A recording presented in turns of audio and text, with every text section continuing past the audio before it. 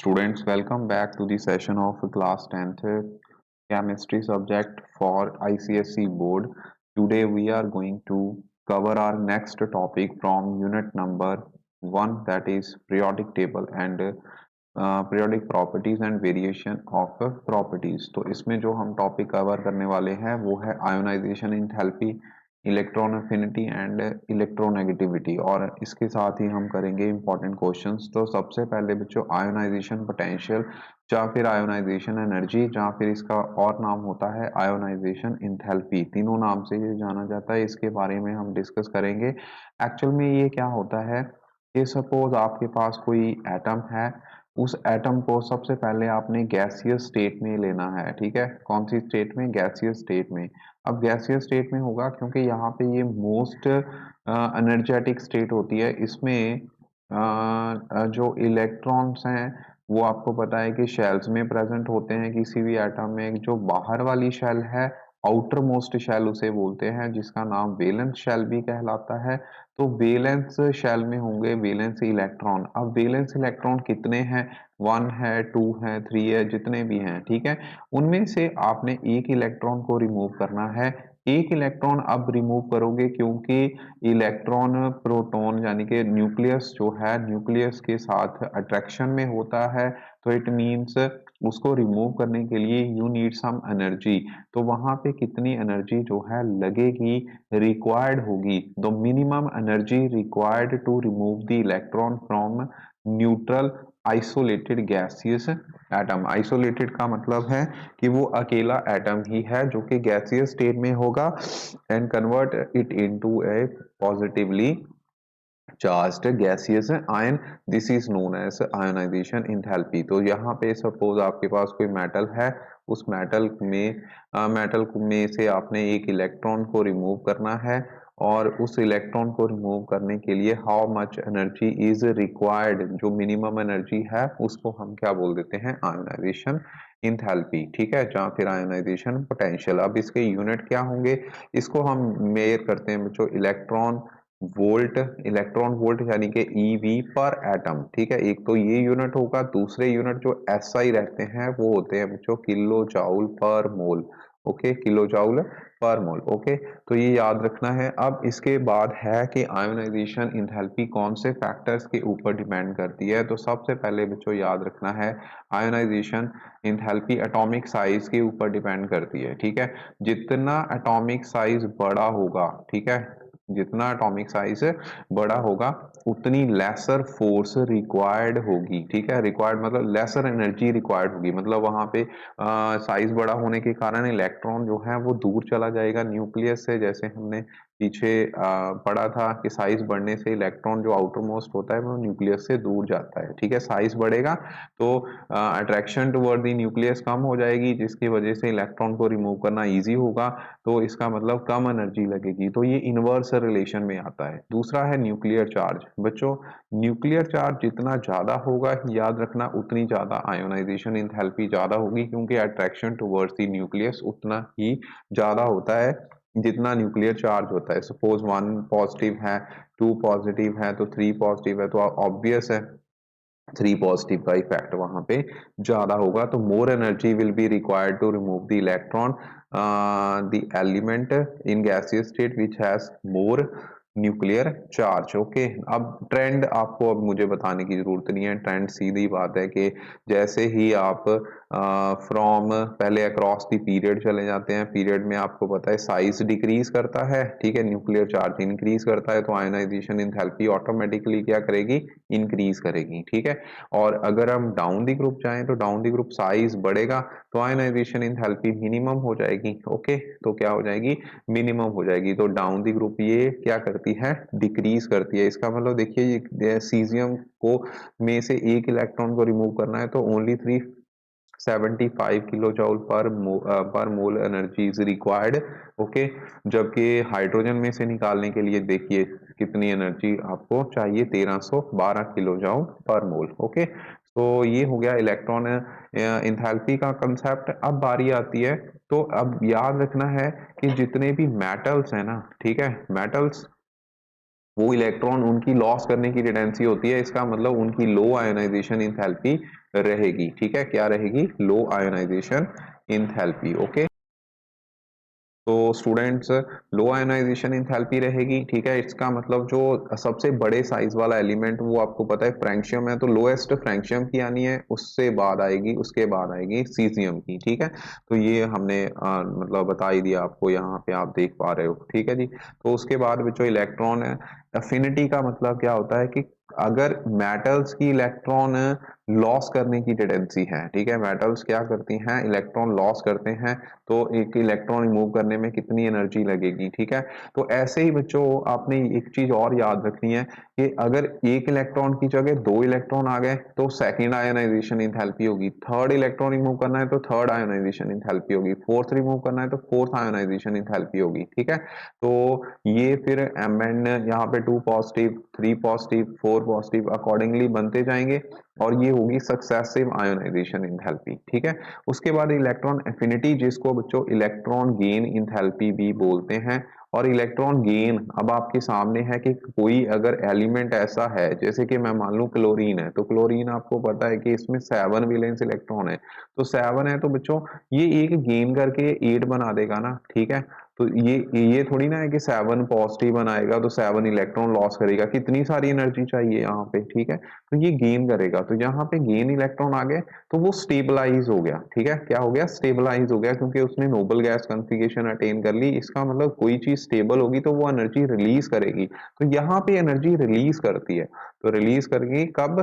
Gaseous state में ही हमने लेना है एटम, आइसोलेटेड एटम, और उसको बनाना है नेगेटिव आयन। ठीक है, तो नेगेटिव आयन बनाने के लिए आप बनेगा, वो स्टेबलाइज होगा, तो कितनी एनर्जी रिलीज होगी? That will be electron gain enthalpy. ठीक है, यूनिट इसके सेम ही रहेंगे। ओके, लेकिन साइन यहाँ पे क्योंकि रिलीज कर रही है तो नेगेटिव में ये वैल्यू होती है, दूसरी वाली आयनाइजेशन इंथैल्पी पॉजिटिव में थी। अब ये डिपेंड करेगा, इसका ऑपोजिट केस आ जाएगा कि इलेक्ट्रॉन गेन इंथैल्पी जो है वो बच्चों साइज जितना यहाँ पे क्योंकि रिलीज करनी है, ठीक है, ऑपोजिट है ये, स्मॉलर जितना जितना छोटा साइज होगा। ठीक है, अगेन ये इनवर्स रिलेशन में ही है, जितना साइज बड़ा होगा उतनी एनर्जी कम रिलीज करेगी, जितना छोटा साइज होगा उतनी ज्यादा एनर्जी रिलीज करेगी। ओके, तो इसका मतलब इसका भी ट्रेंड ये हो गया कि डाउन दी ग्रुप आपको पता ही है कि साइज जो है वो इंक्रीज करता है, अगर डाउन दी ग्रुप इंक्रीज करता है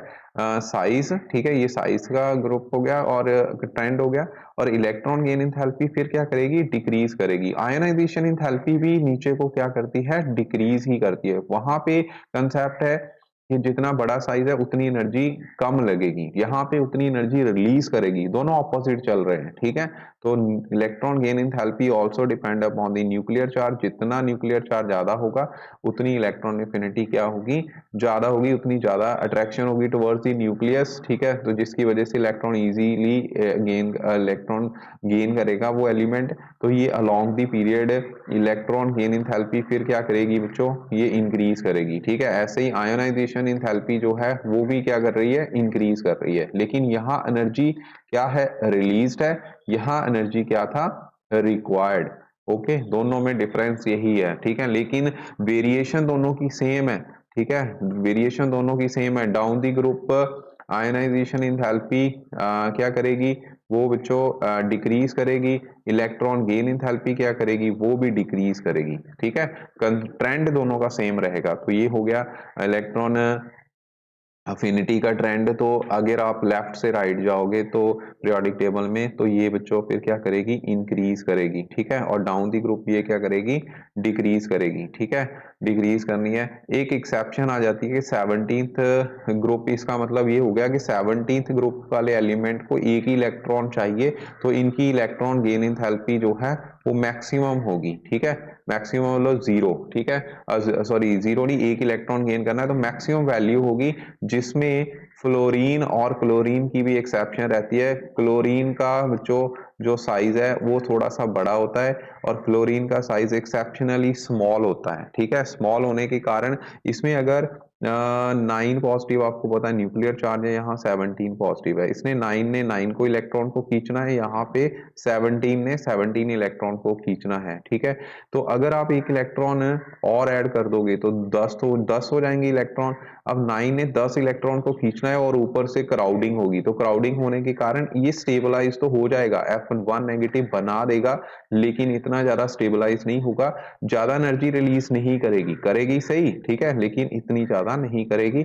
तो इलेक्ट्रॉन गेन एंथैल्पी क्लोरीन की ज्यादा होगी फ्लोरीन से, ठीक है। क्यों? क्योंकि इसका साइज क्या है, छोटा होता है। तो ये बड़ा इंपॉर्टेंट क्वेश्चन है, ओके। सिमिलरली ऑक्सीजन फैमिली है, उसमें भी ऑक्सीजन की इलेक्ट्रॉन गेन एंथैल्पी स्मॉल होगी सल्फर के कंपैरेटिवली। नेक्स्ट एलिमेंट आपको पता है ये सल्फर होता है, ठीक है। ऑक्सीजन के नीचे, फ्लोरीन के नीचे, फ्लोरीन से पहले जो है ऑक्सीजन है, ठीक है, और ऑक्सीजन के साथ कौन सा नीचे उसके क्या होता है, सल्फर, ठीक है। तो उसमें भी रिलेटिवली स्मॉल साइज का केस आ जाता है। तो this is because of the size, fluorine and oxygen जो है वो क्या होते हैं, स्मॉल होते हैं, ठीक है। रिपल्शंस वहां पे बढ़ जाती है, 9 ने 10 इलेक्ट्रॉन को खींचना है। नेक्स्ट बच्चों इलेक्ट्रोनेगेटिविटी है।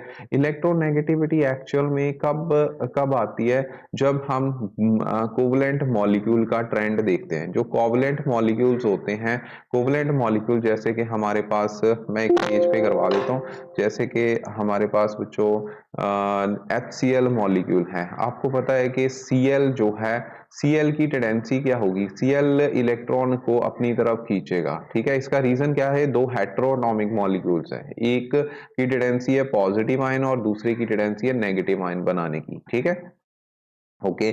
कुछ होते हैं प्योरली आयनिक कंपाउंड, आयनिक में ऐसा कुछ नहीं होता, आयनिक में पता है ये पॉजिटिव है ये नेगेटिव है, ठीक है, हमें पता है।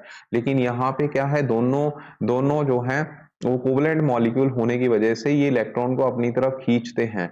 कब? जब कोवलेंट मॉलिक्यूल बनाते हैं, ठीक है, एलिमेंट्स। तो यहाँ पे क्लोरीन क्या करेगा, इलेक्ट्रॉन को अपनी तरफ खींचेगा, जिसकी वजह से क्लोरीन के ऊपर आ जाएगा नेगेटिव चार्ज, जो कि पार्शियल फॉर्म में होगा, और partial equal partial positive charge hydrogen atom पे आ जाएगा। ये टेंडेंसी कि जब कोई भी एलिमेंट, ठीक है, एलिमेंट अपने शेयर्ड पेयर ऑफ इलेक्ट्रॉन को अपनी तरफ खींचता है, उसको हम खींचता है तो उसको हम बोल देते हैं इलेक्ट्रोनेगेटिविटी। ये एक डायमेंशनलेस प्रॉपर्टी है, तो ये एक टेंडेंसी है, ठीक है। तो मतलब ये एक एलिमेंट की टेंडेंसी को रिप्रेजेंट करता है कि tendency to attract the shared pair of electrons towards itself, ठीक है। अब ये इसका ट्रेंड क्या रहेगा, ये बच्चों याद रखना, जितना साइज बड़ा होगा उतनी इलेक्ट्रोनेगेटिविटी कम होगी। इसका मतलब electron negativity is inverse relation के साथ आ गया एटॉमिक साइज के, जितना साइज बड़ा। अब सबसे छोटा स्मॉलेस्ट साइज किसका है, स्मॉलेस्ट साइज है आपको पता है, हाइड्रोजन हीलियम को छोड़ दो, फ्लोरीन का। तो fluorine is the most electronegative element in the periodic table, ठीक है। अब electronegativity is directly proportional to nuclear charge, ये सीधा सेम ही है, ग्रेटर मतलब सेम कंसेप्ट आ गया, कुछ याद कर जो दिक्कत वाली बात नहीं है।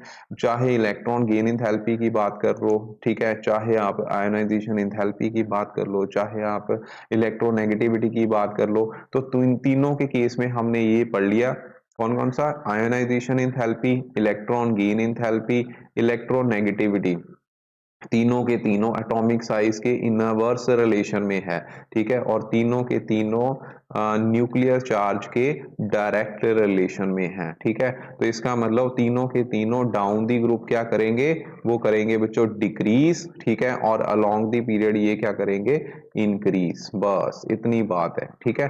तो fluorine is the most electron negative element in the periodic table, इसकी इलेक्ट्रोनेगेटिविटी 4 होती है, ठीक है। और ये लुईस पॉलिंग स्केल में जो डिवाइस की गई है, तो लोएस्ट किसकी होगी फिर, सीजियम की, सीजियम इज द लोएस्ट, ठीक है, ओके, लोएस्ट वन। और लास्ट बच्चों इसमें टॉपिक है अब आपका जो है डायगोनल रिलेशनशिप, ठीक है। तो डायगोनल रिलेशनशिप ये देखिए, electronegativity as compare to non metals, metals की क्या होंगी, लोअर, ठीक है। तो metals are more electropositive, metal की टेंडेंसी है पॉजिटिव आयन बनाने की, नॉन मेटल्स की टेंडेंसी है नेगेटिव आयन बनाने की, ठीक है। बस इतनी सी बात याद रखनी है आपने। डायगोनल रिलेशनशिप क्या होता है, देखिए मैं आपको ना एक सिंपल सी लैंग्वेज में समझा देता हूँ। आपको पता है कि जैसे मान लो लिथियम है, सोडियम है, और इस साइड है बच्चों नेक्स्ट एलिमेंट आपको पता है बेरिलियम होता है, और यहाँ आएगा मैग्नीशियम। अब हम एक ना प्रॉपर्टी एटॉमिक साइज की बात कर ले, मान लो इसका एटॉमिक साइज क्या है 9, तो अगर इसका 9 है तो बेरिलियम का हो जाएगा 10, वैसे होता नहीं है, ठीक है, हम मान लेते हैं, वैसे होता नहीं है तो हम क्या करेंगे, मान लेते हैं, ठीक है। तो आपको पता है, एक सेकेंड, यहाँ पे थोड़ी सी क्योंकि शोर था इसलिए मैंने थोड़ा सा कर दिया कि मान लो इसका एटॉमिक साइज 9 है लिथियम का, और बेरिलियम का आपको पता है कि अलोंग द पीरियड डिक्रीज करता है, तो मान लो इसका कितना आ गया 8, ठीक है। अब आपको पता है down the group size increase करता है, मान लो एक एक यूनिट इंक्रीज कर गया तो 9 से बन गया 10, इधर क्या होगा 8 से बन जाएगा 9। तो यहाँ पे देखिए जो मैग्नीशियम की प्रॉपर्टीज हैं वो एक तरह के लिथियम के साथ मैच कर गई है ना, ठीक है। इसको हम बोलते हैं ये डायगोनल रिलेशनशिप, इसको हम डायगोनल रिलेशनशिप बोलते हैं। कुछ element of the second period show the resemblance in the properties with the elements of the next group of third period, ठीक है, due to very less electronegativity difference, ठीक है, this leads to the diagonal relationship. कोई भी बाकी properties इसको bridge element भी बोल देते हैं, ओके। तो ये बच्चों हो गया, इसमें कोई दिक्कत वाली बात नहीं है, मैंने थोड़ा सा आपको बता दिया। तो अब क्वेश्चन है आयनाइजेशन पोटेंशियल रिप्रेजेंट करना है इक्वेशन में, यूनिट आपको मैंने बता ही दिया, ऐसे आई यूनिट, ठीक है। सक्सेसिव आयनाइजेशन एंथैल्पी क्या होगी आप बता सकते हो, ट्रेंड अब आपको पता चल गया है, ठीक है, ट्रेंड में भी कोई दिक्कत नहीं आएगी। आगे highest and lowest ionisation enthalpy किसकी होगी, हाईएस्ट किसकी होगी बच्चों, हाईएस्ट हीलियम की होगी, ठीक है, और सीजियम की लोएस्ट होगी। आगे बच्चों अरेंज करना है आपने सेकंड और थर्ड पीरियड का, यहाँ पे सेकंड का किया हुआ है, नियॉन सबसे ज्यादा होगी क्योंकि इसमें इलेक्ट्रॉन क्यों है, ऑलरेडी सारे फील्ड हैं तो रिमूव करने का चांस ही नहीं बनता, ठीक है। आगे इलेक्ट्रॉन एफिनिटी क्या होती है ये भी आप कर लोगे, ठीक है। नेक्स्ट सेकंड पीरियड का उन्होंने ऑर्डर पूछा गया है वो कर लोगे आप लोग, ठीक है। अरेंज करना है सेकंड पीरियड को इलेक्ट्रॉन एफिनिटी का, and name the element which do not follow this trend, जो नहीं शो करते, तो nitrogen and beryllium do not follow this trend, okay, ये याद रखना है। नेक्स्ट बच्चों इलेक्ट्रॉन एफिनिटी किसके ऊपर डिपेंड करती है ये मैंने बता दिया, ठीक है।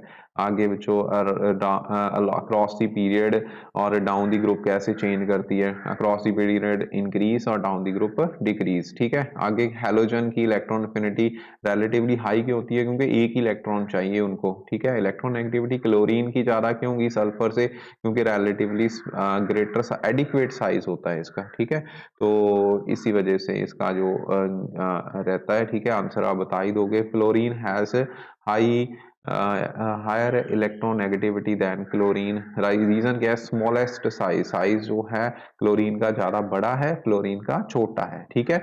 देखिए इलेक्ट्रॉन गेन इंथैल्पी क्लोरीन की ज्यादा आनी है फ्लोरीन से, इलेक्ट्रोनेगेटिविटी क्लोरीन की कम आनी है फ्लोरीन से, ये याद रखना है, ठीक है।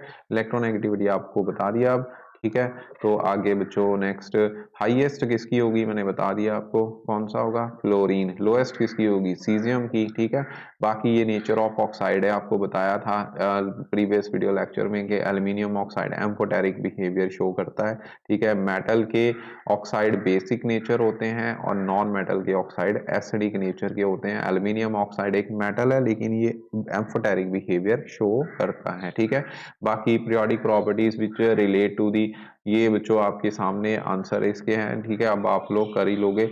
और ये हो गया 17 group 17 are strong non metals while first group के एलिमेंट स्ट्रॉन्ग मेटल्स है। अब आपको आई थिंक आंसर पता चल गया होगा, ठीक है। आंसर स्क्रीन पे फ्लैश भी हो रहे हैं, वहां से कर सकते हो। Halogen have high electron affinity बता दिया अभी, ठीक है। So this is all about जो दिस चैप्टर, ठीक है। अब बैक एक्सरसाइज हमने करनी है, ये सारा आप लोगों का सिलेबस जो है यहाँ तक कवर हो गया है। Thank you very much.